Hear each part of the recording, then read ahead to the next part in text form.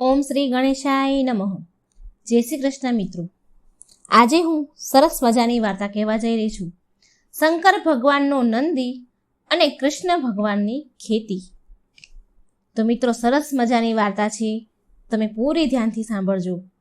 એકવાર શંકર ભગવાન કૈલાસ પર બેઠા બેઠા તપસ્યા કરીને ઊભા થઈ રહ્યા હતા.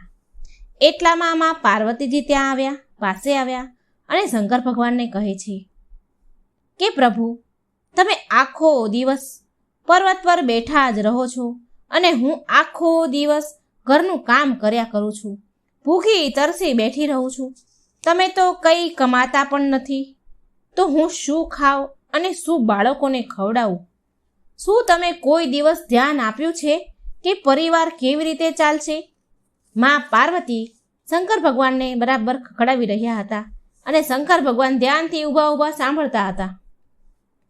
હું તમને એક વાત કહું, તમે માનશો? માં પાર્વતીજી શંકર ભગવાનને કહે છે. એટલે ભગવાન બોલ્યા કે દેવી, મેં તમારી સાથે 7 ફેરા લીધા છે, વચન દીધા છે, તમે કહો, હું તમારી વાત જરૂર માનીશ. એટલે માં પાર્વતી બોલ્યા, તો ઠીક છે પ્રભુ, તમે એવું કરો કે તમે વૃંદાવન ચાલ્યા જાઓ. તમારી પાસે એક નંદી બળદ તો છે જ, અને એક બળદ તમે કનૈયા પાસેથી માંગી લેજો ને. કનૈયા પાસે ખેતર તો છે, તમે ત્યાં જઈને ખેતી કરી લેજો. આનાથી આપણું ઘર સરસ ચાલશે, અને પછી ખેતરમાં જે પણ પાકે તે લઈ આવજો, એનાથી ઘર ચાલી જશે. પણ સ્વામી, એક વાતનું તમે ધ્યાન જરૂર રાખજો. તમે ત્યાં જઈને કનૈયાને કહેજો કે જે પણ ખેતરમાં ઉગાડશો, જે પણ પાક થશે, તેમાં ઉપરનો પાક હું લઈશ અને નીચેનો ભાગ કનૈયાને આપી દેજો.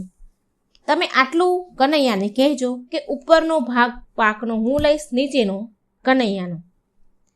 આ સાંભળી ભગવાન બોલ્યા, ઠીક છે દેવી પાર્વતી, હું હમણાં જ નંદીને લઈને વૃંદાવન જઉં છું. ત્યાર પછી શંકર ભગવાન નંદી બળદ પર બેસી ગયા અને કનૈયાને ઘરે જવા નીકળી ગયા વૃંદાવન.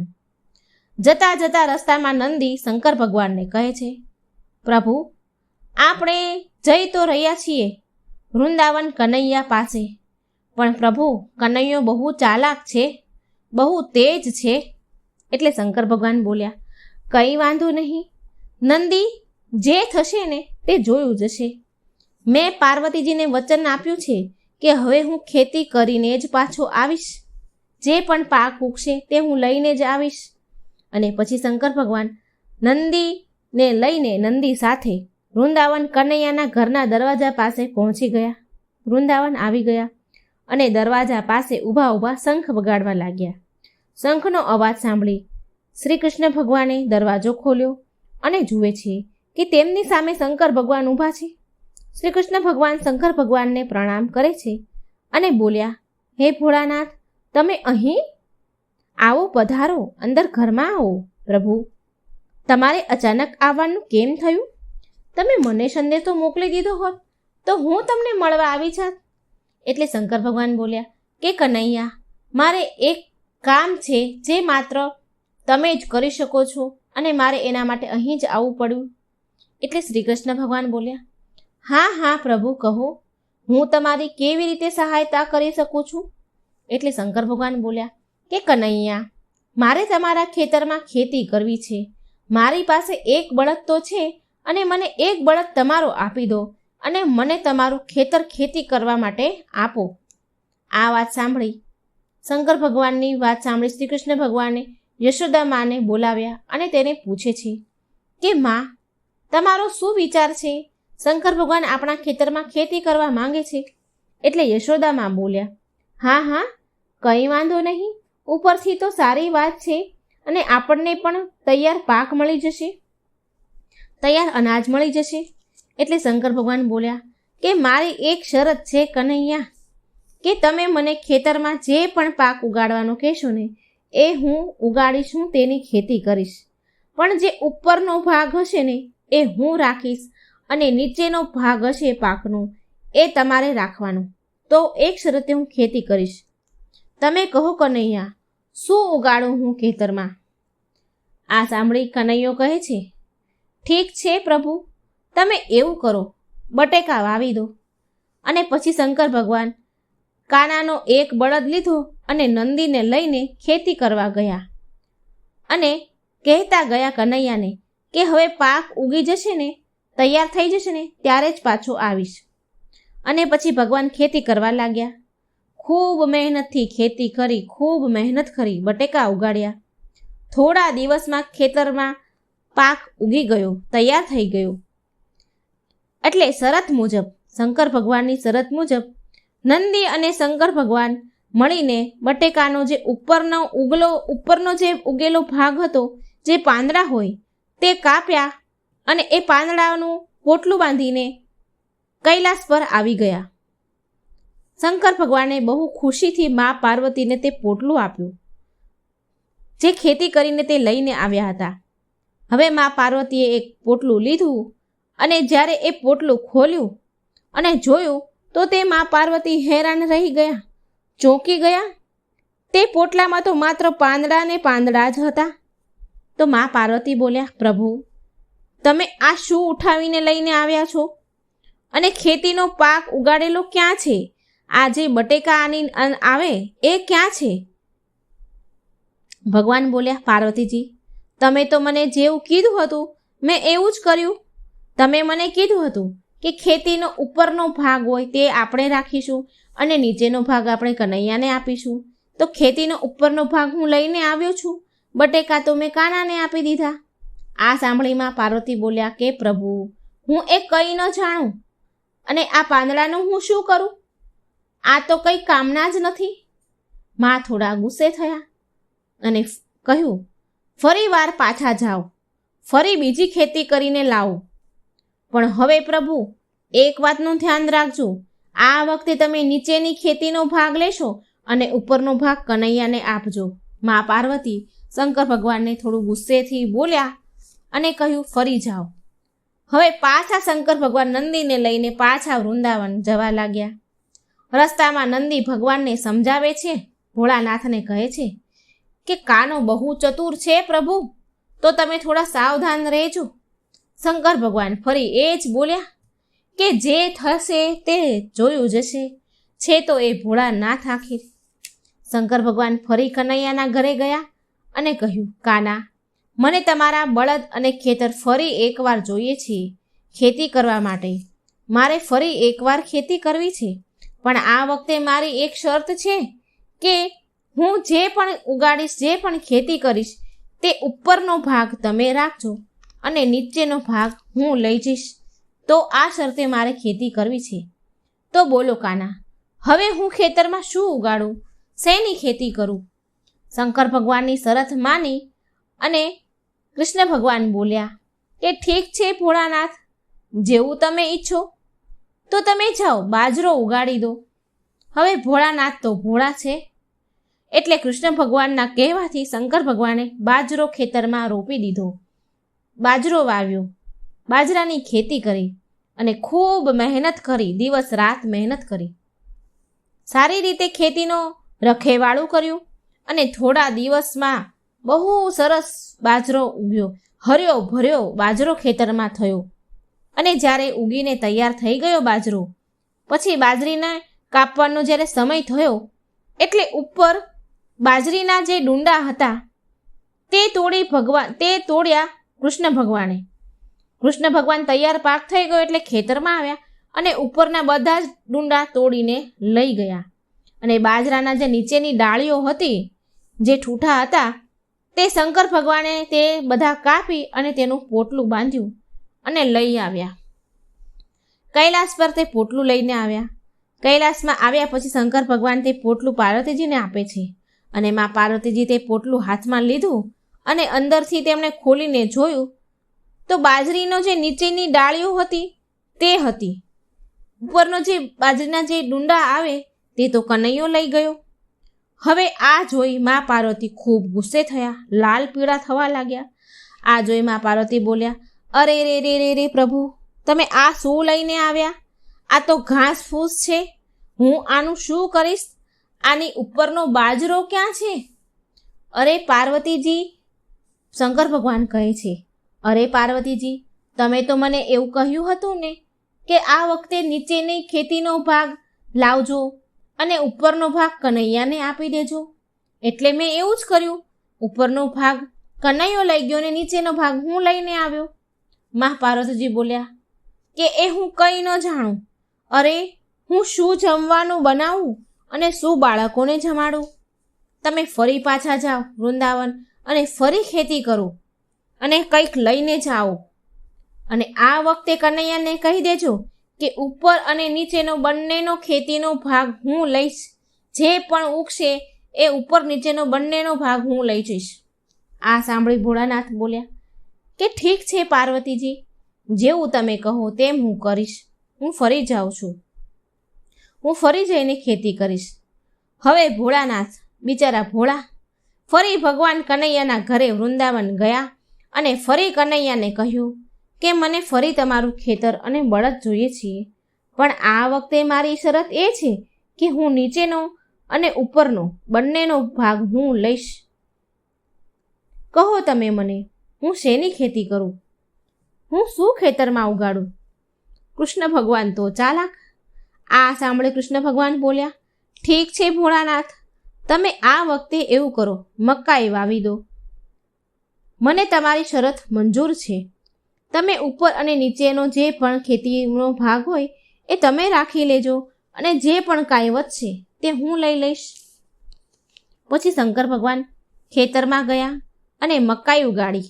ખૂબ મહેનત કરી, દિવસ રાત સારી રીતે સંભાળ રાખી, ખૂબ મહેનત કરી અને થોડા સમયમાં તો મકાઈનો પાક સરસ મજાનો તૈયાર થયો. હર્યું ભર્યું મકાઈથી ખેતર થઈ ગયું. મકાઈ પૂરી રીતે તૈયાર થઈ ગઈ એટલે કૃષ્ણ ભગવાન અને યશોદામાં ખેતરમાં આવ્યા. જે વચ્ચેનો ભાગ હોય મકાઈનો તે તોડીને ઘરે લઈ ગયા અને ઉપર અને જે નીચેનો મકાઈનો જે ભાગ હોય તેનું ભગવાને પોટલું બાંધ્યું. ઉપરની મકાઈ બધી કાઢીને કૃષ્ણ ભગવાન લઈ ગયા. જે કંઈ વધ્યું એ શંકર ભગવાને લઈ લીધું, પોટલું બાંધ્યું. આ વખતે તો નંદી અને શંકર ભગવાન બહુ ખુશ જઈ રહ્યા હતા કે આ વખતે તો શંકર ભગવાન તો એવું વિચાર કરતા જતા હતા કે આ વખતે તો માતા પાર્વતી બહુ ખુશ થઈ જશે, કારણ કે ઉપર અને નીચેનો બંનેનો ભાગ હું લઈને આવ્યો છું. ખૂબ ખુશ થશે. ભગવાને ખેતીનું પોટલું મા પાર્વતીને આપ્યું. મા પાર્વતીએ તે પોટલું ખોલ્યું. તેવામાં તો મા પાર્વતી માથું પકડીને નીચે જમીન પર બેસી ગયા અને માથે હાથ દઈને બોલવા લાગ્યા, અરે રે રે રે રે પ્રભુ, તમે આ ઉપર અને નીચેનો ભાગ તો લઈને આવ્યા, પણ આમાં મકાઈ ક્યાં છે? પાર્વતીમાં કહે છે, ભગવાનને કહે છે. પાર્વતીમાં કહે છે કે પ્રભુ મકાઈ નથી, એ ક્યાં ગઈ? એટલે શંકર ભગવાન કહે છે, પાર્વતીજી, તમે તો કહ્યું હતું કે ઉપર અને નીચેનો ભાગ બંને લઈને આવજો. મેં કેટલી મહેનત કરી અને ખેતી કરી અને ઉપર અને નીચેનો બંનેનો ભાગ લઈને આવ્યો છું. અને હું તો ભોળો જેવું તમે કહ્યું એવું મેં કહ્યું. હજી ભગવાન બોલી જ રહ્યા હતા તેવામાં શ્રી કૃષ્ણ ભગવાન આવ્યા. જે શંકર ભગવાને ખેતી કરી હતી તે બધું લઈને પોટલું બાંધીને આવ્યા.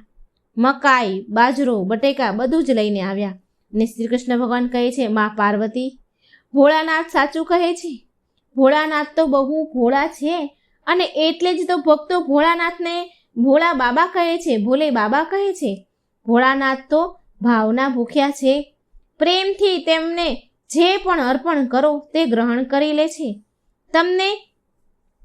તમને ધ્યાન છે કે ભોળાનાથ કેટલા ભોળા છે? તે ખૂબ દયનીય છે, ખૂબ દયાવાન છે. મા પાર્વતી ભોળાનાથે જે પણ ખેતી કરી છે તે હું લઈને આવ્યો છું. બટેકા, બાજરો, મકાઈ બધું જ લાવ્યો છું. આને સ્વીકાર કરો માં.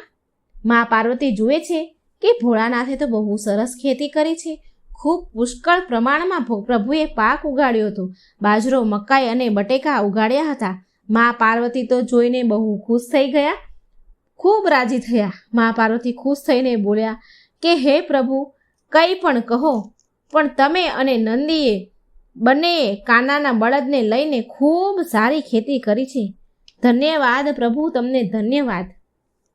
તો મિત્રો, આ હતી શંકર ભગવાનની ખેતી, શંકર ભગવાનનો નંદી અને કૃષ્ણ ભગવાનની ખેતી. ભગવાન શિવને 5 પુત્રીઓ હતી, જેનાથી માં પાર્વતી પણ હતા અજાણ. ઓમ નમઃ શિવાય. મિત્રો, આજે ખૂબ સરસ મજાની આપણે કથા સાંભળીશું.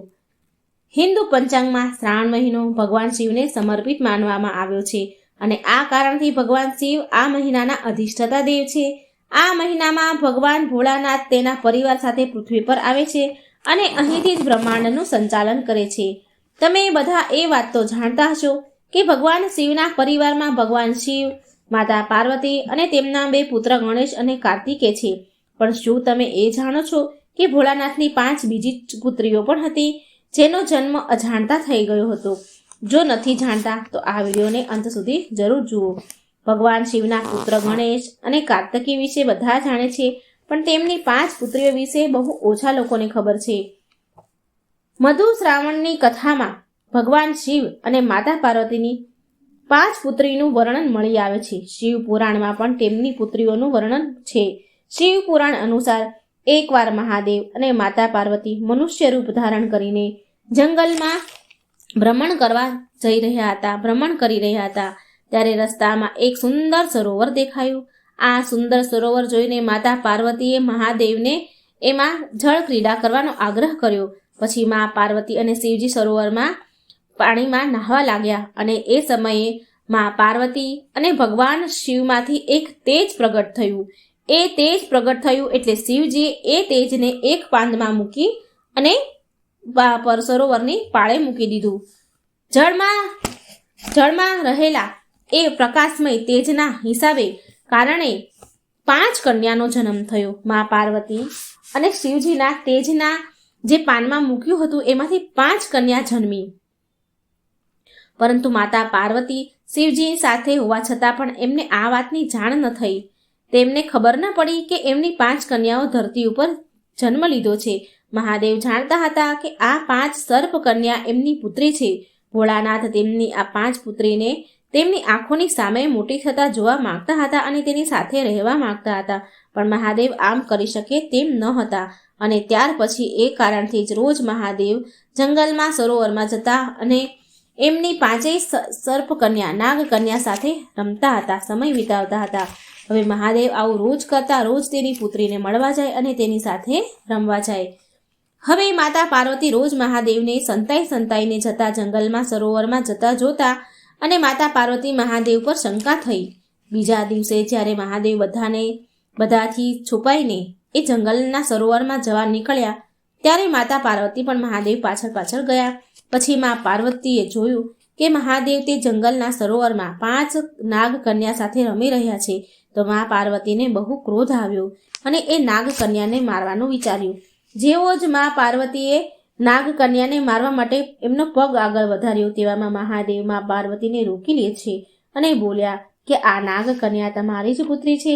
દેવી પાર્વતી, તમે આ નાગ કન્યાની માતા છો. આ સાંભળી મા પાર્વતીને બહુ આશ્ચર્ય થયું અને બોલ્યા કે આ નાગ કન્યા એમની પુત્રી કેવી રીતે હોઈ શકે? ત્યારે શિવજીએ માતા પાર્વતીને કહ્યું, નાગ કન્યાના જન્મ વિશે પૂરી વાત કહી. એ વાત સાંભળી મા પાર્વતીનો ક્રોધ શાંત થઈ ગયો અને હસ્યા. અને શિવજી માતા પાર્વતીને કહે છે કે આ નાગ કન્યાના નામ જયા, વિષહર, શામલીબારી, દેવ અને દૌતલી છે. ભગવાન કહે છે કે જો કોઈ પણ વ્યક્તિ મારી આ પુત્રીની શ્રાવણ મહિનામાં પૂજા કરશે અને તેને ક્યારેય સાપનો ડર નહીં સતાવે, એના પરિવારના લોકોને સાપથી કોઈ નુકસાન નહીં થાય ક્યારેય. આ કારણથી શ્રાવણ મહિનામાં નાગ કન્યાની પૂજા થાય છે.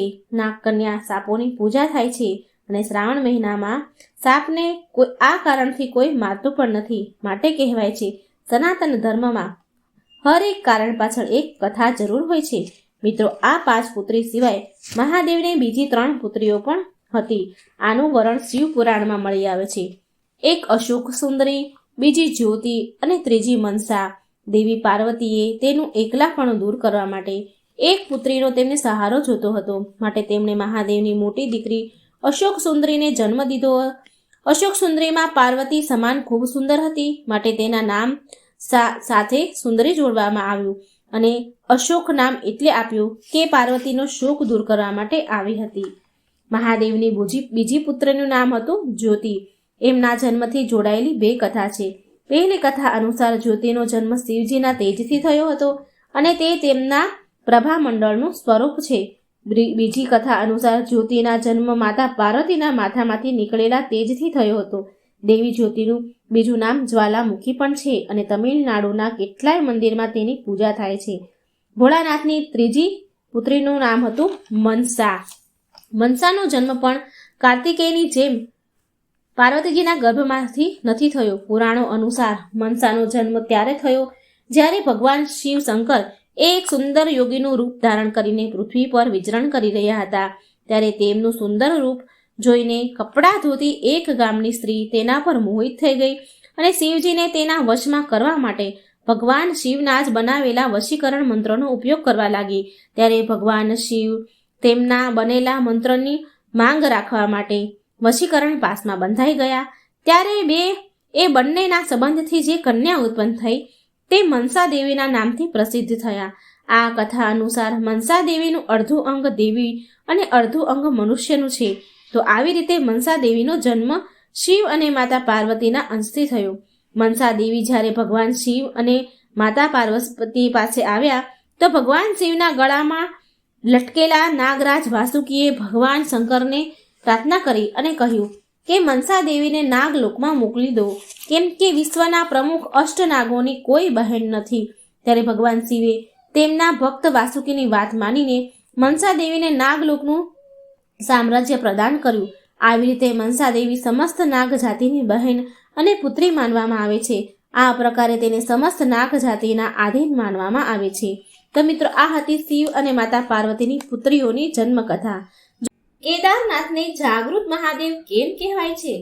આની પાછળનું રહસ્ય શું છે? તો મિત્રો, આ એક આપણે કથાના માધ્યમથી જાણીશું. મિત્રો, જો વિડીયો સારો લાગે તો લાઈક કરજો, શેર કરજો, આ ચેનલને સબસ્ક્રાઇબ જરૂર કરજો. શેર એટલા માટે કરવાની કે બીજાને પણ આ રહસ્ય સમજમાં આવે, ભગવાનની કથા સાંભળવા મળે અને એમને ભગવાન પ્રત્યેની શ્રદ્ધા અને ભક્તિ વધે, જેના કારણે આપણને પુણ્ય ફળ મળે. તો મિત્રો, માટે વાર્તા સારી લાગે તો શેર જરૂર કરજો. ઓમ નમઃ શિવાય. શિવ શક્તિની જય. હર હર મહાદેવ. એકવાર એક શિવ ભક્ત તેના ગામથી કેદારનાથ ધામને યાત્રા કરવા નીકળ્યો હતો. પહેલાના સમયમાં તો બસ, ગાડી કે કોઈ સાધનની સુવિધા તો હતી નહીં, એટલે તે વ્યક્તિ ચાલતા ચાલતા યાત્રા કરવા માટે નીકળી ગયો. રસ્તામાં જે પણ મળે તેને કેદારનાથ ધામનો રસ્તો પૂછતા પૂછતા આગળ વધે અને મનમાં ભગવાન શંકરનું નામ જાપ કરતા રહે. ઓમ નમઃ શિવાય, ઓમ નમઃ શિવાયનું નામ જાપ કરે અને આગળનો રસ્તો કાપે. ભગવાનનું ધ્યાન કરતા કરતા કેદારનાથની યાત્રા કરવા જાય છે. ચાલતા ચાલતા તેને મહિનાઓ જતા રહ્યા. કેટલાય મહિનાઓ વીતી ગયા અને પછી કેટલાય મહિનાના અંતે તે કેદારનાથ ધામ પહોંચી જ ગયો. હવે કેદારનાથમાં મંદિરના દ્વાર 6 મહિના જ ખુલે છે અને 6 મહિના બંધ થઈ જાય છે. તે માણસ તે સમયે પહોંચે છે જે સમયે મંદિરના દ્વાર બંધ થઈ જવાના હતા. પંડિતજી દ્વાર બંધ કરી જ રહ્યા હતા હજી, અને આ માણસ પહોંચ્યો. હવે તે માણસ પંડિતજીને, બ્રાહ્મણને વિનંતી કરે છે. કહે છે કે એ બહુ દૂરથી આવ્યો છે, કેટલાય મહિનાથી ચાલીને યાત્રા કરીને અહીં સુધી પહોંચ્યો છું. તેણે પંડિતજીને ઘણી પ્રાર્થના કરી કે કૃપા કરીને મંદિરના દરવાજા ખોલો, એકવાર પ્રભુના દર્શન કરવા દો. પણ ત્યાંનો તો નિયમ જ છે કે એકવાર દરવાજો બંધ થઈ ગયો તો પછી બંધ. નિયમ તો નિયમ જ હોય. પણ બ્રાહ્મણજી, એ પંડિત બ્રાહ્મણ વ્યક્તિ માન્યા નહીં, કારણ કે નિયમ તો તૂટે નહીં. ત્યાંના જે પૂજારી હોય, જે કેદારનાથ મંદિરના, એ માન્યા નહીં. આ વ્યક્તિએ ઘણી વિનંતી કરી પણ દ્વાર એમણે ખોલ્યા નહીં. તે માણસ બહુ જ રડ્યો. વારંવાર ભગવાન શંકરને યાદ કરતો રહ્યો કે હે પ્રભુ, બસ એકવાર દર્શન કરાવી દો. તે બધાને પ્રાર્થના કરી રહ્યો હતો, પણ કોઈએ પણ તેની વાત સાંભળી નહીં. હવે એ બ્રાહ્મણ બોલ્યા, પૂજારીજી બોલ્યા કે હવે તું અહીં 6 મહિના પછી જ આવજે. હવે 6 મહિના પછી જ અહીંના દરવાજા ખુલશે. ત્યાંના પૂજારીજીએ આ વ્યક્તિને આવું કહ્યું. અહીં 6 મહિના બરફ અને ઠંડી બહુ પડે છે. આટલું કહી પંડિતજી અને બીજા બધા જે ત્યાંના સેવકો હોય, બીજા બધા હોય તે ત્યાંથી ચાલ્યા ગયા. ત્યાં કોઈ પણ ન રહ્યું. માત્ર આ એક જ આદમી યાત્રા કરીને ચાલીને આવ્યો એ જ રહ્યો. રડતા રડતા ત્યાં તેને રાત પડી ગઈ. ચારે બાજુ અંધારું થઈ ગયું. પણ તે વ્યક્તિને ભગવાન પર વિશ્વાસ હતો, ભરોસો હતો કે શંકર ભગવાન તેના પર કૃપા જરૂર કરશે. એ સમયે તેને બહુ તરસ અને ભૂખ પણ લાગી હતી, કારણ કે ઘણા સમયથી એ ચાલતો હતો. બહુ તરસ અને ભૂખ હતી એને. એટલામાં ત્યાં તેને કોઈના આવવાનો અવાજ સંભળાયો. રાત પડી હતી, ઘનઘોર અંધારું હતું, તો એને કોઈ આવતું હોય તો કોઈના પગલાંનો અવાજ સંભળાયો. તેણે જોયું કે કોઈ સંન્યાસી સાધુ મહારાજ તેની પાસે આવી રહ્યા છે. સાધુ મહારાજ તેની પાસે આવ્યા અને બેસી ગયા. તે સાધુ મહારાજે તેને પૂછ્યું કે બેટા, તું ક્યાંથી આવ્યો છે? અહીં કેમ બેઠો છે? એટલે તે વ્યક્તિએ બધી જ વાત કરી કે સાધુ મહારાજ, હું ચાલતા ચાલતા કેટલાય મહિનાથી કેદારનાથ ભોળાનાથની યાત્રા કરવા માટે આવ્યો છું. ભોળાનાથની યાત્રા કરતો આવ્યો છું અને અહીં પહોંચ્યો તો અહીંના મંદિરના દરવાજા બંધ થઈ ગયા. હવે અહીંના દરવાજા 6 મહિના પછી જ ખુલશે. મહારાજ, મારા અહીં આવવાનું વ્યર્થ થઈ ગયું.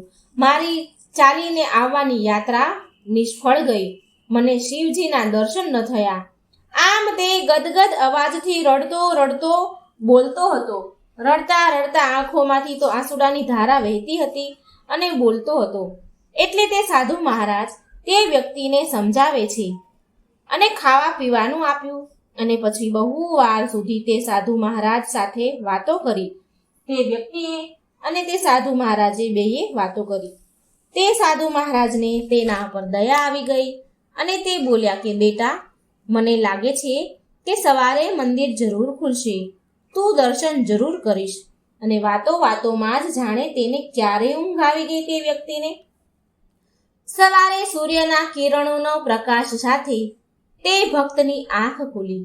તેણે અહીં ત્યાં ચારેય બાજુ જોયું તો તે સાધુ મહારાજને શોધ્યા, પણ તે સાધુ મહારાજ ક્યાંય દેખાયા નહીં જે એને રાત્રે મળ્યા હતા. અને કંઈ પણ એને સમજમાં આવ્યું નહીં.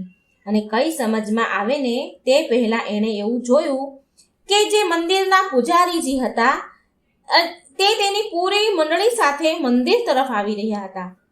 હવે તેણે એ પૂજારીજીને પ્રણામ કર્યા અને ભક્ત બોલ્યો, તે યાત્રા કરવા વાળો વ્યક્તિ બોલ્યો કે બ્રાહ્મણદેવ, પૂજારીજી, તમે તો કાલે મને એવું કહ્યું હતું ને કે મંદિરના દરવાજા 6 મહિના સુધી નહીં ખુલે અને આ 6 મહિના વચ્ચે કોઈ નહીં આવે, પણ તમે તો સવારે જ આવી ગયા. હજી કાલે સાંજે તમે દ્વાર બંધ કર્યા અને આજ સવારે પાછા આવી ગયા. આ સાંભળીને બ્રાહ્મણને એ પૂજારીજીને તો ઝટકો લાગ્યો. તે પૂજારીજી તે આદમીને ધ્યાનથી જોવે છે, ટગર નીરખીને જોવે છે અને તેને ઓળખવાની કોશિશ કરે છે. અને પછી પૂછ્યું કે તું એ જ વ્યક્તિ છે ને જે મંદિરના દરવાજા બંધ થયા પછી આવ્યો હતો અને મને મળ્યો હતો? મને વારંવાર દરવાજો ખોલવા માટે તું કગરી રહ્યો હતો. તું એ જ વ્યક્તિ છે ને? અરે, તું 6 મહિના થતા પાછો કેવી રીતે આવી ગયો? એટલે બ્રાહ્મણની તે મંદિરના પૂજારીની વાત સાંભળીને તે આદમી આશ્ચર્યથી બોલ્યો કે અરે પૂજારીજી, હું કાલે જ આવ્યો હતો અને હું કાલે અહીંથી ક્યાંય ગયો જ નથી. હું જ્યારે તમને મળ્યો હતો ત્યારનો હું અહીં જ બેઠો છું. હું કાલે જ આવ્યો હતો. તમે કાલે જ મંદિરના દરવાજા બંધ કર્યા હતા અને હું કાલનો અહીં જ બેઠો છું. અને તમે મને કાલે જ મળ્યા હતા અને રાતમાં હું અહીં જ સૂઈ ગયો હતો. હું ક્યાંય નથી ગયો. પૂજારીજી, આ સાંભળીને પૂજારીજીને આશ્ચર્યનું ઠેકાણું ન રહ્યું. તે પૂજારીજી બોલ્યા, પંડિતજી બોલ્યા, પણ હું તો 6 મહિના પહેલા મંદિર બંધ કરીને ગયો હતો અને આજે 6 મહિના પછી આવ્યો છું. તું અહીં 6 મહિના સુધી જીવતો કેવી રીતે રહી શકે? પૂજારીજીને તો ઘડીક ચક્રમ થઈ ગયું, એને તો કંઈ સમજમાં આવ્યું નહીં. પૂજારીજી અને આખી મંડળી હેરાન હતી. આટલી બધી ઠંડી અને બરફમાં એકલો આદમી કેવી રીતે જીવતો રહી શકે? ત્યારે તે વ્યક્તિ બ્રાહ્મણ પૂજારીજીને કહે છે કે જે સંન્યાસી સાધુ મહારાજના મળવાની વાત કહે છે, કે જે તેને રાતે મળ્યા હતા, જેણે ખાવા પીવા દીધું હતું, એ ભક્ત સાધુ મહારાજની વાત આ પૂજારીજીને કહે છે. અને જે પણ તે રાતે સાધુ મહારાજ સાથે જે વાતો કરી તે બધું જ એમને સંભળાવ્યું. તે ભક્ત કહે છે કે એક સંન્યાસી સાધુ મહારાજ આવ્યા હતા. બહુ લાંબા હતા, મોટી મોટી જટાઓ હતી, એક હાથમાં ત્રિશૂળ અને એક હાથમાં ડમરું હતું. મૃગ શાળ પહેરી હતી. આ વાત સાંભળી અને બ્રાહ્મણજી જે પૂજારી તે ભક્તના ચરણોમાં પડી ગયા. તે પૂજારીજી એમને ચરણોમાં વંદન કરવા લાગ્યા.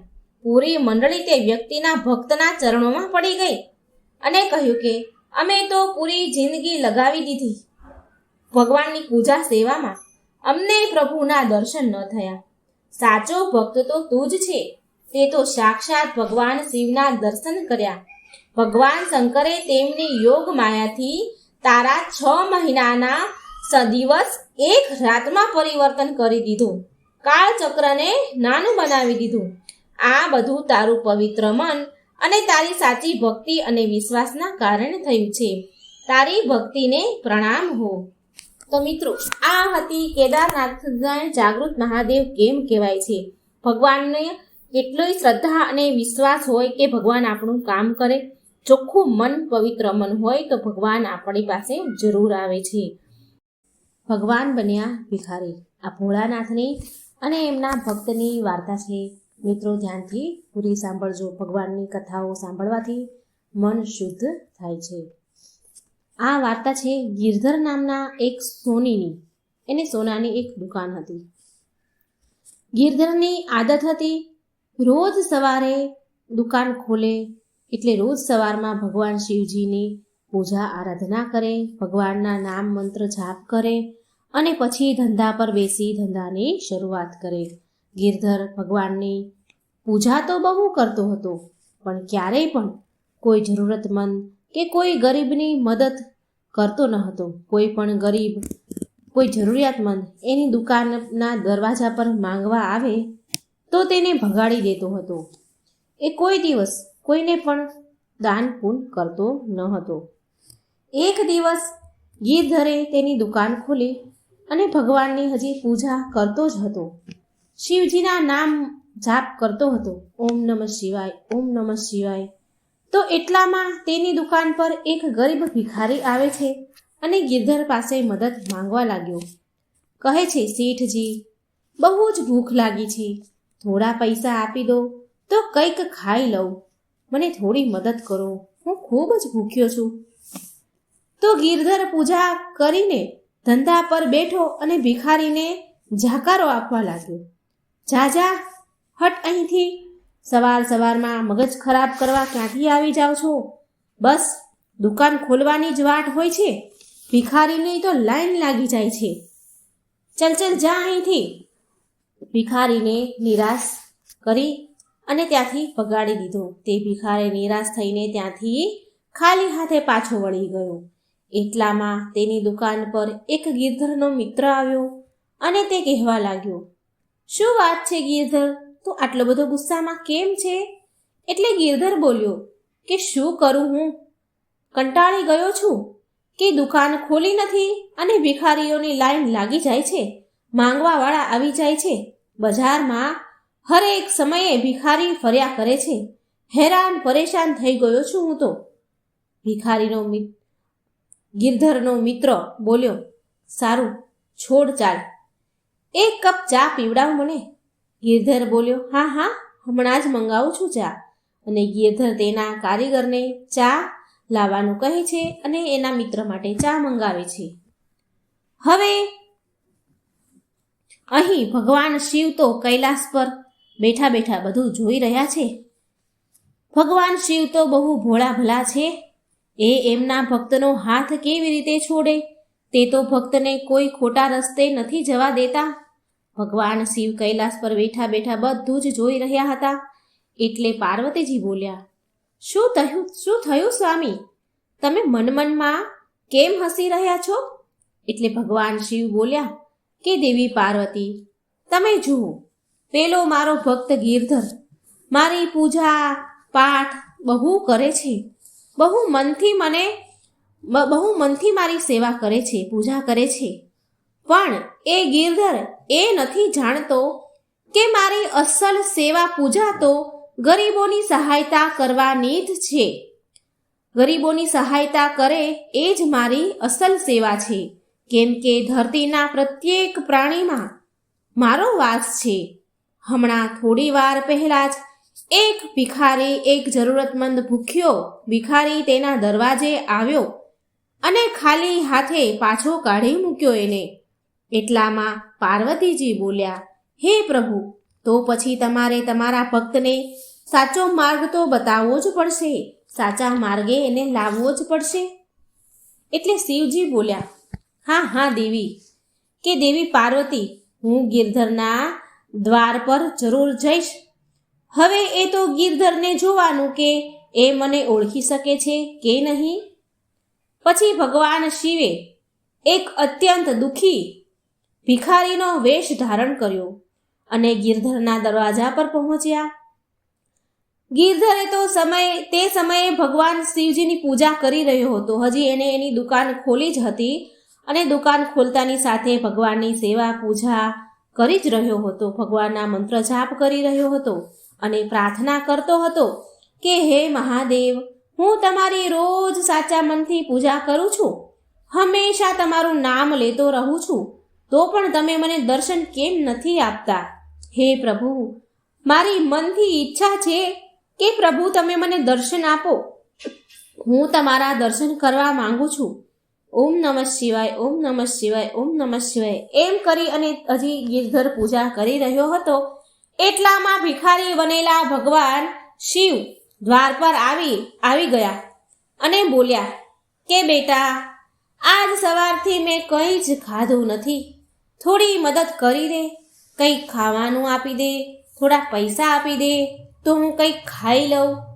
એવામાં ગિરધર બોલ્યો, લ્યો, ફરી એક માંગવાવાળો આવી ગયો. અરે, હું તો બહુ હેરાન થઈ ગયો છું, શાંતિથી થોડી વાર પૂજા પણ નથી કરી શકતો. જેવી દુકાન ખોલી નથી ને માંગવાવાળા આવી ગયા નથી. માંગવાવાળા ભિખારીઓ આવીને ઊભા જ રહી જાય છે. ચાલ ચાલ જા અહીંથી, સવારમાં મગજ ના ખરાબ કર મારું. એમ કહીને ફરી ભગવાનના નામ જપ કરવા લાગ્યો. ઓમ નમઃ શિવાય, ઓમ નમઃ શિવાય. એટલે ભિખારી બનેલા ભગવાન બોલ્યા કે તું મને તો ખાલી હાથે પાછો કાઢે છે, પણ જો ભગવાન શિવ સ્વયં તારા દરવાજે આવી ગયા તો તું શું એને પણ ખાલી હાથે પાછા કાઢીશ? એટલે ગિરધર બોલ્યો કે અરે, ભગવાન શિવ આવી રીતે ન આવે. જ્યારે ભગવાન શિવ મારા દરવાજે મારી દુકાને આવશે એને તો ત્યારે મારી દુકાન તેના રૂપ અને તેના તેજથી ચમકવા લાગશે. ભગવાન શિવનું રૂપ બહુ સુંદર છે, સાક્ષાત મહાકાળ છે ભગવાન શિવ. ભગવાન શિવ અને તારામાં બહુ જ અંતર છે. તું છે એક ભિખારી અને એ છે પૂરી સૃષ્ટિને ચલાવનાર ભગવાન શિવ. જો મને એના દર્શન થશે તો હું એમની ખૂબ સેવા કરીશ. એટલે ભિખારી બનેલા ભગવાન બોલ્યા કે જો હું એમ કહું કે મારી અંદર પણ એમનો જ વાસ છે, દુનિયાના પ્રત્યેક પ્રાણીમાં એમનો વાસ છે, તો શું પછી પણ તું મને કંઈ નહીં આપે? ગિરધર બોલ્યો કે અરે, શું ગાંડો થઈ ગયો છે તું? ભગવાન શિવ તારા જેવા તુચ્છ ભિખારીની અંદર વાસ કરશે? અરે બિલકુલ નહીં, હું એ વાત તો માનું જ નહીં. તારે ભીખ જોઈએ છીએ ને માટે તું આટલી મોટી મોટી વાતો કરી રહ્યો છે. ભગવાન શિવ આવી રીતે દર્શન નથી આપતા. એ શું ભિખારી બનીને મારા દ્વાર પર આવશે? અરે ના ના, એ તો ખૂબ સુંદર રૂપમાં મને દર્શન આપશે. શું જાણે પણ છે તું કે ભગવાન શિવ કેવા દેખાય છે? તને ખબર પણ છે કઈ? એટલે ભિખારી બનેલા ભગવાન બોલ્યા કે કેવા દેખાય છે? ક્યાંક આવા તો નથી દેખાતા ને? આમ કહીને ભગવાને તેના અસલ સ્વરૂપમાં આવી ગયા. ભગવાન તેના મૂળ સ્વરૂપમાં આવ્યા અને એટલામાં એટલું બધું તેજ થયું, એટલું બધું પ્રકાશ ફેલાયો કે ભગવાનનું તેજ એટલું બધું હતું કે ગિરધર તેને સરખી રીતે જોઈ પણ નહોતો શકતો. ગિરધર તો મહાદેવનું રૂપ જોઈને ચોંકી ગયો અને હાથ જોડીને હે મહાદેવ કરીને માફી માંગવા લાગ્યો. હે મહાદેવ, તમે મારા દરવાજે આવ્યા અને હું તમને ઓળખી પણ ન શક્યો. મને ક્ષમા કરો પ્રભુ. ગિરધર ખૂબ પછતાયો અને રડવા લાગ્યો. ભગવાન બોલ્યા કે ગિરધર, તું મારો પરમ ભક્ત છે, માટે મારે તને દર્શન આપવા તો આવવાનું જ હતું. પણ એટલું યાદ રાખજે ગિરધર કે હું બધા જ પ્રાણીઓમાં વાસ કરું છું. મારું અનંત સ્વરૂપ બધા જ પ્રાણીઓમાં વિદ્યમાન છે. માટે બધા જ વ્યક્તિઓનો આદર કર. ભૂખ્યાને ભોજન ખવડાવ, તરસ્યાને પાણી પીવડાવ, દાન પુણ્ય કર. પશુ પક્ષી અને જાનવરોને પણ કોઈ કષ્ટ ન પહોંચાડવું, એમને હેરાન ન કરવા. સદાય બીજાનું ભલું કર, ત્યારે જ તારી પૂજાનું ફળ તને મળશે. મેં ભિખારીનો વેશ એટલા માટે ધારણ કર્યો હતો કે જેનાથી હું તને સાચો માર્ગ બતાવી શકું. આટલું સાંભળી ગિરધર તો બહુ રડવા લાગ્યો. ભગવાનની માફી માંગીને કહેવા લાગ્યો કે ભગવાન, હવે હું આવું ક્યારેય નહીં કરું. મારા દરવાજેથી ક્યારેય કોઈ ખાલી હાથે પાછો નહીં જાય. પ્રભુ, હે શિવજી, હું તમને વચન આપું છું, મને તમારા દર્શન થઈ ગયા, મારું જીવન ધન્ય થઈ ગયું. હે શિવ શંકર, સદાય તમારી જય જયકાર કરીશ હું. જય ભોલે શંકર. તે દિવસ પછીથી ગિરધરના દરવાજા પરથી ક્યારેય કોઈ ખાલી હાથે પાછું ન ગયું. તો મિત્રો, આ વાર્તામાંથી આપણને શિક્ષા મળે છે કે આપણે આપણા સામર્થ્ય અનુસાર, આપણી શક્તિ અનુસાર નિર્ધર અને જરૂરતમંદ લોકોની જરૂર મદદ કરવી જોઈએ. આજે આપણે ભગવાન શિવના ભક્તની કથા સાંભળીશું. ભીલ અને ભીલડીની આ કથા છે, શિવ કથા છે, અત્યંત પવિત્ર કથા. પૂરા મનથી સાંભળજો. જ્યાં પ્રેમ છે ત્યાં જ ભક્તિ છે, જ્યાં શિવ છે ત્યાં શક્તિ છે. ઓમ સર્વમંગલ માંગલ્યે શ્રીવે સર્વાણી સાધિકે શરણ્ય ત્રંબકે ગૌરી નારાયણી નમસ્તુતે. ઓમ નમઃ શિવાય. મિત્રો, આજે આપણે ભીલ અને ભીલડીની શિવ ભક્તિની કથા સાંભળીશું. સ્કંદ પુરાણમાં આ કથાનું વર્ણન કરવામાં આવ્યું છે. સિંહકેતુ પંચાલ દેશનો એક રાજા હતો. રાજા બહુ મોટો શિવ ભક્ત હતો. શિવ આરાધના અને શિકાર કરવો એ બે વસ્તુ એને બહુ પસંદ હતી. એ શિકાર કરવા માટે રોજ શિકારની રમત રમવા માટે જંગલમાં જતો હતો. એક દિવસ સિંહકેતુએ એક મંદિર જોયું, પણ તે શિકારની શોધમાં હતો તો તે આગળ વધી ગયો. પણ ત્યાં એક ભીલ હતો. એ ભીલે ધ્યાનથી જોયું તો એક શિવ મંદિર હતું. મંદિરની અંદર વેલાની લતાઓથી, ડાળીઓના પાંદડાઓથી ઢંકાયેલું એક શિવલિંગ હતું. તે ભીલનું નામ હતું ચંડ. સિંહકેતુના સાનિધ્ય અને એના રાજ્યમાં રહેવાથી એ પણ ધાર્મિક પ્રવૃત્તિનો હતો.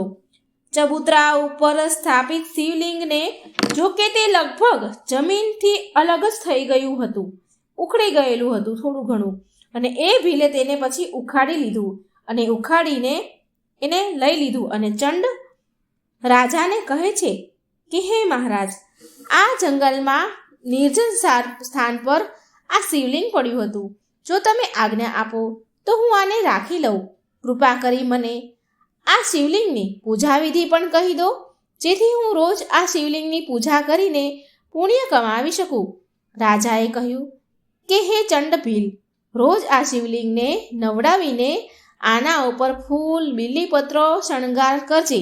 ફૂલ અને બીલીપત્રથી શણગારજે આ શિવલિંગને. અક્ષત ને મીઠા ફળ ચડાવજે. જય ભોલે શંકર બોલીને પૂજા કરજે. અને ત્યાર પછી આ શિવલિંગને ધૂપ દીવા કરજે. રાજાએ થોડી મજાકના ભાવમાં એવું પણ કહ્યું કે આ શિવલિંગને ચિતાની ભસ્મ જરૂર ચડાવજે. એ ભસ્મ તાજી ચિતાની જ રાખવી જોઈએ, એ તાજી ચિતાની જ રાખ હોવી જોઈએ, એ વાતનું તો તું ધ્યાન ખાસ રાખજે. પછી ભોગ લગાવજે અને વાજા વગાડીને ખૂબ નાચજે ગાજજે. રાજા તો તે જંગલમાંથી આટલું કહીને ફરી ચાલ્યો ગયો. પણ તે ભીલે તે જંગલમાં જ તે રહેતો હતો. તેણે તેના ઘરે જઈને તેને જેમ સમજણ પડી, જેવી તેની બુદ્ધિ ચાલી, તે પ્રમાણે તેણે એક સારી જગ્યા પર, ચોખ્ખી જગ્યા પર શિવલિંગની સ્થાપના કરી અને રોજ તેને પૂજા કરવાનો નિયમ બનાવી લીધો. ભીલડી માટે આ વાત નવી હતી, કારણ કે તેણે તો ક્યારેય પૂજા પાઠ જોયા જ ન હતા. ભીલની આવી રીતે પૂજા કરવાથી એવા સંસ્કાર જાગ્યા કે થોડા દિવસ બાદ તો તે પોતે, ભીલડી તો પૂજા કરતી ન હતી, પણ ભીલની સહાયતા, તેના પતિની સહાયતા જરૂર કરતી, સહાયતા કરવા લાગી. થોડા દિવસ વીત્યા તો ભીલની પૂજામાં તે રસ ધરાવા લાગી. તેને, એ ભીલડીને પૂજા પસંદ આવવા લાગી. એને આ બધું ગમવા લાગ્યું. એક દિવસ ભીલ પૂજા કરવા બેઠો હતો તો તેણે જોયું કે બધી જ પૂજાની સામગ્રી હાજર છે, પણ એને એવું લાગે છે કે ચિતાની ભસ્મ લાવવાનું તો ભૂલી જ ગયો. તો તે ભાગતો ભાગતો જંગલની બહાર સ્મશાન ગયો. આશ્ચર્ય હતું આજે કે ભીલને કે આજે તો કોઈ ચિતાની સળગતી જ નથી, કોઈ ચિતાની રાખ જ નથી. એ સ્મશાન ગયો પણ તેને રાખ ન મળી. પાછલી રાતે સળગેલી ચિતાનું પણ કોઈ નામ નિશાન ન હતું. જો કે તે પાછલી રાતની પણ રાખ લઈ શકે. જો કે તે આગલી રાતે જ, પાછલી રાતે જ તે ત્યાંથી સ્મશાનમાંથી તાજી ચિતાની રાખ લઈ ગયો હતો. પણ અત્યારે સવારે એને કોઈ ચિતાની રાખનું એને નામ નિશાન ન મળ્યું. એની ચિતાની રાખ જ ન મળી. હવે તે પાછો ભાગતો ભાગતો ઘરે આવ્યો. તેણે ભસ્મનો ડબ્બો ખોલ્યો, જેમાં તે ભસ્મ રાખતો હતો ચિતાની. એ નાનો ડબ્બો ખોલ્યો તો એ ડબ્બામાં પણ ચિતાની રાખ હતી નહીં. એક ચપટી પણ ભગવાનને ચડાવાય એટલી પણ રાખ નહીં. હવે તેને ચિંતા થવા લાગી, હું પૂજા કેવી રીતે કરીશ? નિરાશ થઈ ગયો. તેણે તેની ભીલડીને બોલાવી, જેણે બધી તૈયારી કરી હતી પૂજાની. એને વાત કરી કે ભસ્મની જે રાખ, ચિતાની જે ભસ્મ હોય એ તો છે જ નહીં. હવે પૂજા કેવી રીતે કરું? તેની પત્ની બોલી કે આજે ભસ્મ વગર જ પૂજા કરી લો ને, બાકી બધું તો તૈયાર જ છે સામગ્રી. ભીલ કહે છે, ના હો, રાજાએ કહ્યું છે કે ચિતાની ભસ્મ તો બહુ જરૂરી છે, એ મળી નથી તો હવે હું શું કરું? ભીલ બહુ ચિંતા કરતો બેઠો હતો. ભીલે ભીલડીને કહ્યું, જો આજે હું પૂજા નહીં કરું ને તો હું જીવતો નહીં રહું. મારું મન બહુ દુઃખી છે અને મને બહુ ચિંતા થાય છે કે ભસ્મ વગર પૂજા થશે નહીં. મારાથી આ જોવાતું નથી, મારાથી આ દુઃખ સહન નહીં થાય, હું મરી જઈશ. ભીલડીએ ભીલને આમ દુઃખી થતા, ખૂબ દુઃખી હતો, એટલે દુઃખી થતા જોઈને ભીલડીએ ઉપાય બતાવ્યો કે આ ઘર બહુ જૂનું થઈ ગયું છે, હું આને સળગાવી દઉં આ ઘરને, અને હું આમાં સળગતા ઘરમાં બેસી જાઉં. પછી તમે પૂજા કરવા માટે મારા સળગી ગયા પછી પૂજા કરવા માટે જે મારી સળગી ગયા પછી રાખ બની હોય એ રાખ, એ ભસ્મનો ઉપયોગ તમે તમારી પૂજામાં કરી લેજો.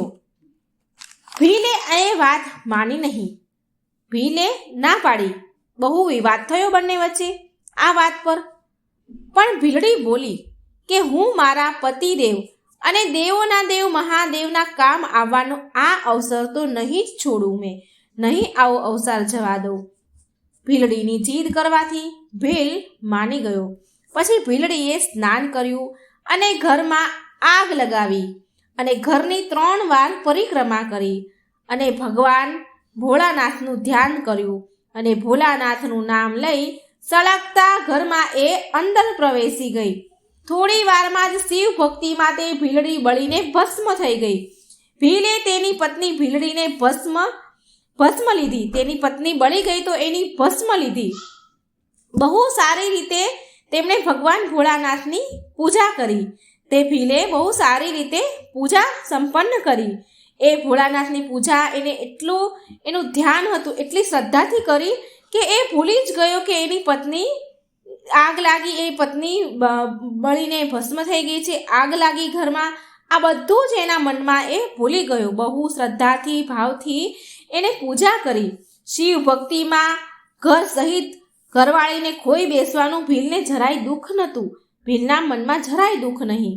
સુખપૂર્વક પૂજા કર્યા બાદ તેણે ભગવાનને ચડાવેલો પ્રસાદ લેવા માટે ભીલે ભીલડીને બોલાવી, બૂમ પાડી, કારણ કે એ તો બધું ભૂલી જ ગયો હતો. એટલો મસ્તાન હતો ભગવાનની પૂજામાં.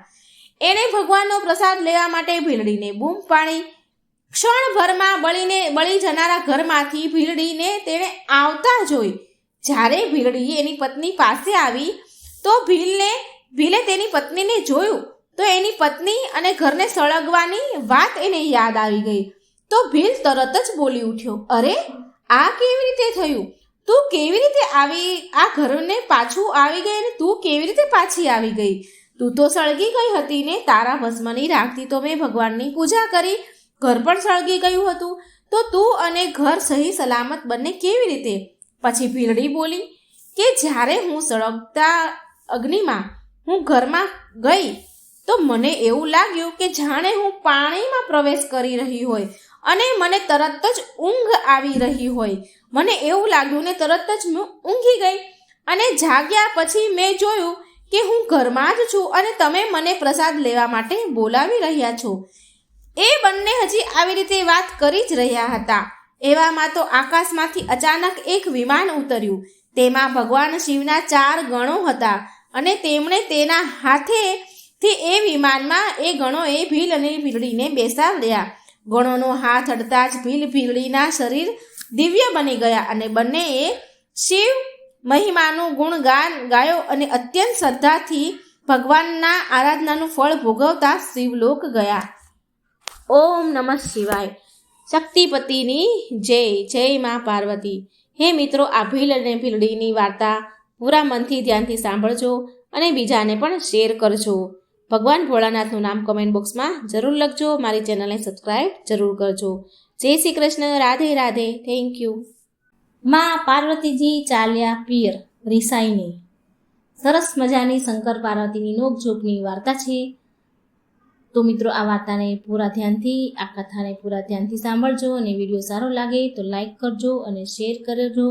મારી આ ચેનલને સબસ્ક્રાઈબ પણ જરૂર કરી દેજો. ઓમ નમઃ શિવાય. શિવ શક્તિની જય. એકવાર માતા પાર્વતીજી બહુ ક્રોધમાં હતા અને ભગવાન શિવજીના આવવાની વાટ જોઈને બેઠા હતા. સાંજ થતાં ભગવાન શિવ આવ્યા અને શિવજીએ માતા પાર્વતીને ગુસ્સામાં જોયા. એટલે શિવજી બોલ્યા, શું વાત છે દેવી પાર્વતી? તમે તો બહુ ક્રોધમાં હોય એવું લાગી રહ્યું છે કંઈ? મા પાર્વતી બોલ્યા, ક્રોધ ન કરું તો બીજું શું કરું? સ્વામી, તમે તો તપસ્યામાં અને બીજા અન્ય કાર્યોમાં એટલા બધા વ્યસ્ત રહેવા લાગ્યા છો કે તમે તો મારી તરફ ધ્યાન આપવાનું બિલકુલ બંધ કરી દીધું છે. તમે તો મારી તરફ ધ્યાન આપતા જ નથી ને કાંઈ. જાઓ, મારે તમારી સાથે વાત નથી કરવી. શિવજી બોલ્યા, અરે અરે દેવી પાર્વતી, આટલો બધો ક્રોધ? શું કરું દેવી? બહુ બધા કામ હતા જેને કરવામાં આટલો બધો સમય લાગી ગયો. તો મા પાર્વતી બોલ્યા કે સ્વામી, તમે મારી સાથે વિવાહ કર્યા છે, તમારે મને પણ સમય આપવો જોઈએ. મને તમે બિલકુલ સમય જ નથી આપતા ને. તમને ખબર છે ને કે મેં પ્રાતઃકાળે સવારે તમને શું કહ્યું હતું કે તમે મને ભ્રમણ કરવા માટે લઈ જશો, પણ તમે એ વચન પૂરું ન કર્યું. આજ નહીં, પણ હું તમને પાછળના ઘણા દિવસોથી આ વાત કહી રહી છું કે મારે ભ્રમણ કરવા જવું છે. ભગવાન શિવ બોલ્યા, સારું, ઠીક છે, કાલે તો સવારે મારે બહુ જરૂરી કાર્ય પૂરા કરવાના છે, પણ ત્યાર પછી આપણે ભ્રમણ કરવા માટે જઈ શકીશું. સારું, ચાલો, કંઈ નહીં. ખાવાનું બન્યું હોય તો આપો ને. કાંઈ ખાવાનું બનાવ્યું હોય તો મને આપો ને. બહુ જોરમાં ભૂખ લાગી છે. શિવજી બોલ્યા. પછી મા પાર્વતી કહે છે કે મને ખબર જ હતી કે વાત ફરીને ઘુમાવી ફેરવીને કાલ અને પરમ દિવસ પર આવી જશે. કાલે લઈ જઈશ, પરમ દિવસે લઈ જઈશ. હું તો બસ ચોકામાં જ વ્યસ્ત રહ્યા કરું છું. ચોકા જ કર્યા કરીશ. તમે મને ક્યારેય ફરવા નથી લઈ જવાના અને આ વાત હું બહુ સારી રીતે જાણું છું. હવે હું કંઈ ખાવા પીવાનું બનાવવાની નથી. હું ચાલી મારા પિયર. હું મારા પિયર જઉં છું. તમે જાતે બનાવો ખાવાનું અને જાતે ખાઓ. જ્યારે તમને મારી પરવાહ નથી તો હું શું કામ તમારી પરવાહ કરું? ગણેશ અને કાર્તિકેયનું પણ જોડે જોડે ખાવા બનાવી નાખજો, ભોજન બનાવી લેજો, એટલે તમને ખબર તો પડે ને કે તમને મારી કેટલી કિંમત વર્તાય છે એ તો હું જોઉં. શિવજી બોલ્યા, શું પાર્વતી, તમે પિયર જઈ રહ્યા છો? અરે પાર્વતી, આવું ન કરો. તમે જાણો છો ને કે તમારા વિના હું કેટલો અધૂરો છું. હું આ બધું રસોઈ, ચૂલા ચોકા, ઘર ગૃહસ્થી કેવી રીતે સંભાળીશ? આ બધી મારા વશની વાત નથી. આ બધું મારાથી ન થાય. અરે પાર્વતી, સાંભળો ને, સાચું, ચાલે આપણે જઈશું. કાલે આપણે ભ્રમણ કરવા માટે જઈશું. હું તમને ફરવા લઈ જઈશ. આવી રીતે રિસાઈને ન જાઓ. મા પાર્વતી બોલ્યા, નહીં નહીં, હવે તો હું પિયર જાવ જ છું. થોડા દિવસો પછી જ પાછી આવીશ. માતા પાર્વતી તો બહુ નારાજ હતા, બહુ દુઃખી થઈને રિસાઈ ગયા હતા. હવે ભગવાન શિવજી વિચારે છે કે હવે તો પાર્વતીજી થોડા દિવસો પછી જ આવશે. મા પાર્વતી તો ગયા પિયર. એનું કપડાનું પોટલું લીધું અને પિયર ચાલ્યા ગયા. અને ભગવાન શિવજી વિચારે કે હવે તો પાર્વતી કીધું છે, પાર્વતીજીએ બહુ ગુસ્સામાં કીધું છે, માટે હવે થોડા દિવસો પછી જ આવશે.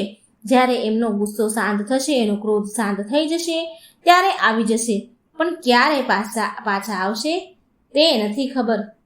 પછી મા પાર્વતી પિયર ચાલ્યા જાય છે. હવે ઘરની અને બાળકોની બધી જ જવાબદારી ભગવાન શિવ પર આવી ગઈ. થોડી વાર પછી ગણેશજી અને કાર્તિકજી આવ્યા અને બોલ્યા કે અમને બહુ ભૂખ લાગી છે પિતાજી, બહુ જોરમાં ભૂખ લાગી છે. જલ્દી જલ્દી અમને ભોજન આપો ને પિતાજી. ગણપતિજી બોલ્યા, પિતાજી, ભૂખના કારણે મારા પેટમાં દુખવા લાગ્યું છે. કાર્તિકેયજી બોલ્યા, પિતાજી, મને પણ બહુ ભૂખ લાગી છે, જલ્દી જલ્દી ખાવા આપો. શિવજી બોલ્યા, હા હા, આપું છું બેટા. અને શિવજી નંદીને કહે છે, નંદી, જરા મારી મદદ કરો ને. મેં રોટલી તો બનાવી દીધી છે, બસ તમે ખાલી બાળકોને પીરસવામાં મદદ કરો. નંદીજી બોલ્યા, સારું પ્રભુ. નંદીજીએ ભોજન પીરસ્યું કાર્તિકીજીને અને ગણપતિજીને. તો ગણપતિજી જેવું મોઢામાં મૂક્યું તો ગણપતિજી બોલ્યા, પિતાજી, આ બટેકાનું શાક છે કે પાણીનું શાક છે? આમાં બટેકા તો દેખાતા જ નથી, શાકમાં તો પાણી પાણી જ દેખાય છે. શિવજી બોલ્યા, ના ના, મેં બટેકાનું શાક બનાવ્યું છે, ખાઈને તો જુઓ, બહુ સ્વાદિષ્ટ બન્યું છે. કાર્તિકીજી બોલ્યા, હે પિતાજી, રોટલી તો બળેલી છે, કેટલી બધી રોટલી બળેલી છે, એક પણ રોટલી એવી નથી કે જેને અમે ખાઈ શકીએ. તમે બધી જ રોટલી બાળી નાખી છે પિતાજી. પછી ગણપતિજી બોલ્યા, કાર્તિકીજીને કહે છે કે ભાઈ, આપણે માતાની ગેરહાજરીમાં, માતાની અનુપસ્થિતિમાં આવું જ ભોજન ખાવું પડશે. જ્યાં સુધી માતા પાછા નહીં આવે ત્યાં સુધી આપણે આવું જ ખાવું પડશે. પછી નંદીજી ખાવા બેઠા અને બોલ્યા, પ્રભુ, શાકમાં તો મીઠું બહુ વધારે પડી ગયું છે. એટલે શિવજી ખીજાયા કે નંદી, જેવું બન્યું છે ને તેવું ચૂપચાપ ખાઈ લો. હું એમ પણ બહુ ચિંતામાં છું, હેરાન છું. આ બધા કામ સાચે જ પાર્વતી જ આટલી સરળતાથી કેવી રીતે સંભાળી લે છે, મને તો એ હજી પણ ન સમજાયું. મારા માટે આ ઘરના કામ કરવા એ બહુ મુશ્કેલ છે. આ તો એક ગૃહિણી જ કરી શકે. મને પાર્વતીજીની કમી બહુ વર્તાવા લાગી છે. થોડી વાર પછી ગણપતિજી અને કાર્તિકેયજી રમવા માટે જાય છે અને આ તરફ શિવજી બહુ હેરાન પરેશાન હતા. તેમને માતા પાર્વતીની બહુ યાદ આવી રહી હતી, માટે તેમને ક્યાંય મન લાગી ન રહ્યું હતું. દૈત્યોને જ્યારે આ વાતની ખબર પડી કે શિવજી કૈલાસ પર્વત પર બિલકુલ એકલા છે, તો પછી એ કૈલાસ પર આક્રમણ કરવા માટે વિચારવા લાગ્યા. દૈત્યો એકબીજાને અરસપરસ બોલી રહ્યા હતા કે આ સમયે મહાદેવની શક્તિ ક્ષીણ છે, કેમ કે સૂચના મળી છે કે પાર્વતી એમનાથી રિસાઈને પિયર ચાલ્યા ગયા છે. બીજા અસુરો બોલ્યા, અરે આ તો આપણા માટે બહુ સારો મોકો છે, બહુ સારો સમય છે. શિવજીને બંદી બનાવીને આપણે કૈલાસની સાથે સાથે પૂરી પૃથ્વીને જીતી શકીએ છીએ. તો બીજા અસુર બોલ્યો કે પછી વાર શેની, ચાલો આપણે કૈલાસ પર આક્રમણ કરી દઈએ. આ તો એમ પણ પાર્વતી શિવજીથી નારાજ છે અને શિવની શક્તિઓ તો એમ પણ પાર્વતીના ગયા પછી નબળી પડી ગઈ હશે. દૈત્યો ભગવાન શિવ સાથે યુદ્ધ કરવા માટે તૈયાર થઈ ગયા. આ તરફ કૈલાસ પર શિવજી બહુ હેરાન પરેશાન હતા. એકલા એકલા બોલીને બડબડી રહ્યા હતા કે દેવી પાર્વતીજી, તમે રિસાઈને કેમ ચાલ્યા ગયા છો? તમારા વગર કૈલાસ બિલકુલ સૂનું સૂનું થઈ ગયું છે. તમારા વિના બધું જ અધૂરું છે. હું પણ તમારા વિના બહુ અધૂરો છું. પાછા આવી જાઓ પાર્વતીજી. આમ એકલા એકલા બોલી રહ્યા હતા. ગણેશ અને કાર્તિકીજી પણ તમને બહુ યાદ કરે છે અને મને પણ તમારે બહુ યાદ આવી રહી છે. હવે ગણેશ અને કાર્તિકે હનુમાનજીના ઘરે રમવા ગયા છે અને રમીને આવશે તો એને ભૂખ લાગશે.